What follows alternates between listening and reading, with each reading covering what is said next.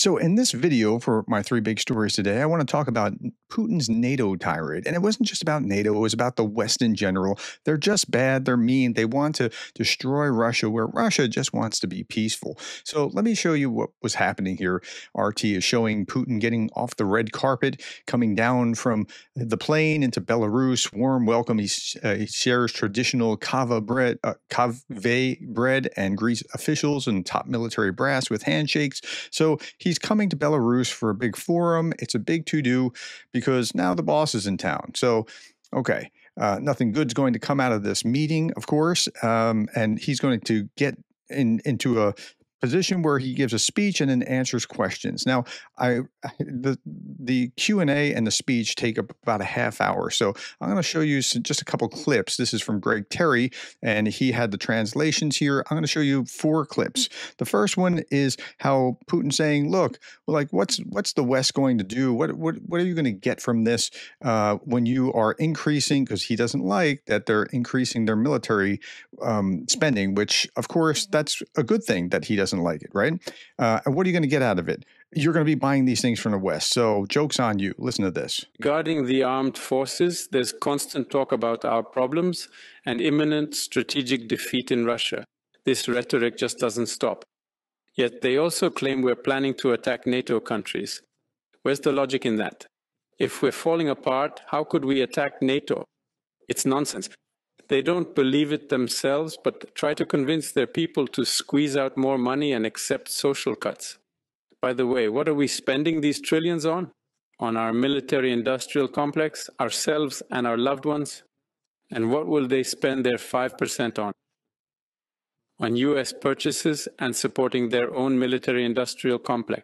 Isn't that interesting how he's trying to split the Europe away from the United States with that? And yeah, well, why are they spending that? It's not like we're going to do anything.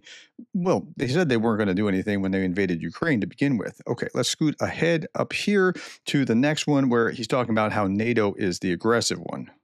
Because military spending and the militaristic frenzy are based on one idea, Russia's aggression. But it's the opposite. The turning point was 2022, the start of the special military operation. No one talks about how we got to this point. How did it all begin? We were deceived about NATO's eastward expansion. Everyone knows Russia was promised. NATO wouldn't move an inch eastward. Then came waves of expansion. What did we always say? One country's security can't come at the expense of another's.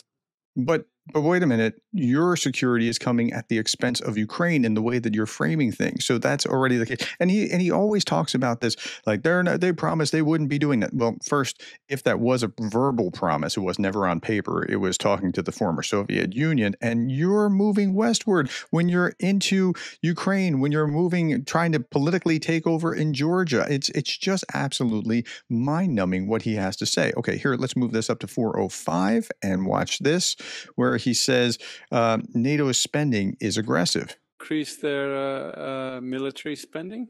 Well, let them increase it. But this also shows their aggression. But wouldn't that also show your aggression, because your military spending is far higher than NATO's? I mean, just let's be fair here. And again, at 653, we see this. That's in these sanctions that could help the European economy. Is this going to harm us in any way? We'll see, depending on the realities on the ground, so to speak. I don't believe that it's going to have any substantial effect on us, because there are hundreds, if not thousands, of sanctions imposed on us at this moment. Last year, our economy grew by 4.3% and in the Eurozone, it grew by 0.9%. Yeah, I'll take on the economics part later on, but he really doesn't want those sanctions. Okay, so let's go on and look at a few other things related to this. So NATO's the bad guy, clearly, according to Putin. Well, how else is this, might we want to think about this? Zelensky responds to Putin by saying he wants all of Ukraine. When he talks about Ukraine and the feet of Russian soldiers, he's also talking about Belarus, the Baltic states, Moldova, every corner of the world where Russian killers can reach. So Putin wants to keep coming, and he's spending this aggressive spending that, well, his spending isn't aggressive, but the West, NATO's spending is aggressive. Okay. I was just talking about this kind of thing with about how Putin is feeling. He wants attention of the world. I was on the Kyiv Post. I was being interviewed by Jason J. Smart. Just going to show you a little clip of this, and then I'll put the link below for the rest of it. Second part I would say to this is Putin desperately wants to be seen as an international player. Dude, you're the 12th largest GDP in the world. You're not even in the top 10. I mean, you have a huge landmass because you're a colonizer who's progressively colonized your way into the 11 time zones, but you're not that big. You don't have that many people. You're not that important. The world's just not that into you. Okay. At any rate, this is that interview. If you want to see it, I'll put the link below. With that, though, when Russia invades the Baltic states, and they are threatening to the point that the Baltic states, Poland, Finland are all arming their borders, getting out of the landmine treaty because they recognize that Putin is aggressive regardless of what he has to say. Putin will claim to be protecting Russian citizens and reclaiming historically Russian lands. He will insist that Russia has no further territorial claims, and many in the West will lap it up. And this is responding to the former ambassador, or a current ambassador from Lithuania, ambassador to Sweden. No one can trust Russia's promises that it will not attack anyone, because even now it pretends not to attack Ukraine. It claims to be defending its territory, which was actually seized and somehow mystically inscribed in its constitution. Well, the Baltic states were part of that as well, and they know it. And so is Belarus, ironically. I mean, this is the way that Putin sees the world. Right? The West needs to stop cowering and see Belarus the way that Putin sees it. The West is threatening, but it should all be ours. And so should these. So should Lithuania and Latvia and Estonia. That should also be Putin's. Okay. Russia threatened countries that joined the special tribunal. Remember, I talked about this just a couple days ago, for the crime of aggression with restrictive measures. Okay. Moscow will regard the accession of any state to the tribunal as a hostile move, according to Foreign Minister Maria Zakharova. Okay, well, I mean, that's the way he's seeing things. Now, is NATO actually dangerous? Here is General Philip Breedlove. He is somewhat of an expert in this area, talking about what NATO is and isn't. It's a defensive alliance. It's always been a defensive alliance. The notion that NATO would go out and attack Russia is ludicrous. The fact that they are aggressive towards Russia is also ludicrous. The biggest argument we talked about earlier, which is Russia feels like the expansion of NATO is an aggressive maneuver. I remind you, it is extremely hard for a nation to get into NATO. Mm-hmm. Nations fight for decades to get into NATO, and NATO gives them the Heisman in many cases. NATO does not go out and say, we're going to expand in order to be more aggressive towards Russia or to better place ourselves in Russia. In fact, it's exactly the opposite.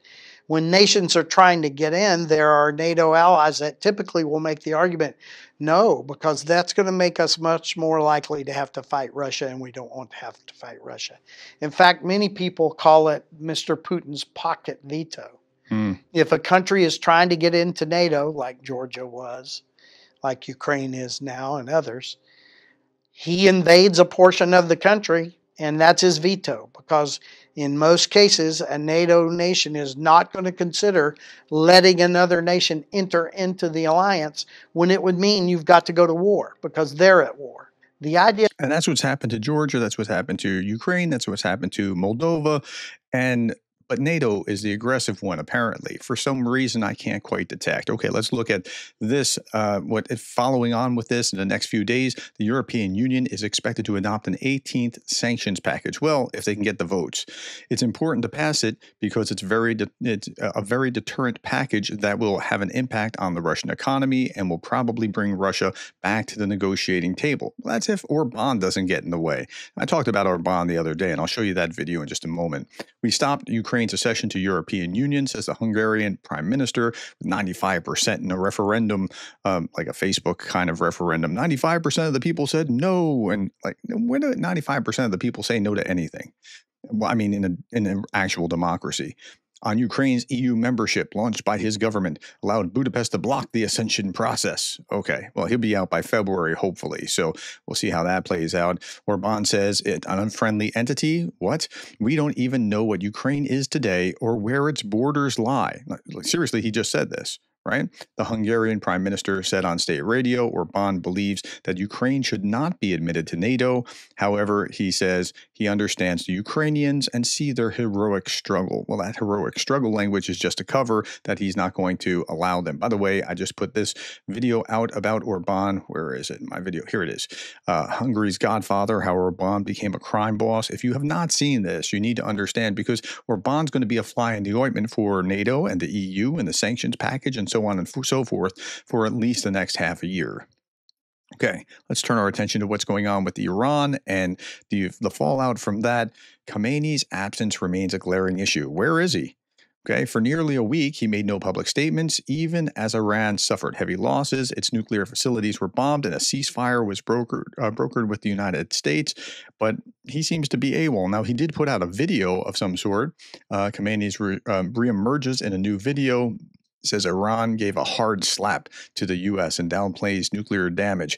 I mean, you can call it a hard slap, but it looked like the slap was the other direction. So I don't know. Now, where is Iran's uranium? That's an open question, and we don't exactly know what the answer is. I mean, it could have been hit. It could have been moved. We just don't know.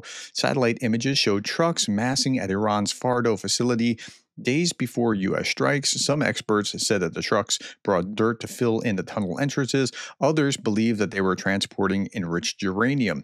And when at a press conference, Hegseth was asked by Jennifer Griffin, who is Fox News' chief national security correspondent, incidentally, he worked at Fox News. She works at Fox News.